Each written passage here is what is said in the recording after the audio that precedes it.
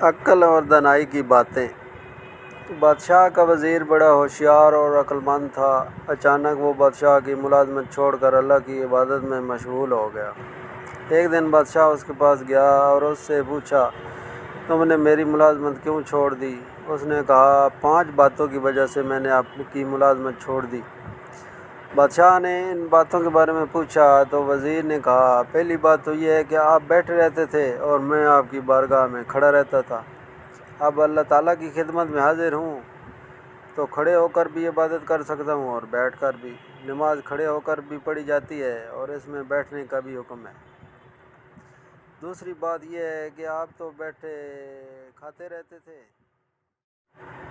اور میں کھڑا ہو کر آپ کو دیکھتا رہتا تھا، مگر اب مجھے ایسا رازق مل گیا ہے جو مجھے کھلاتا ہے اور خود کھانے سے بے نیاز ہے۔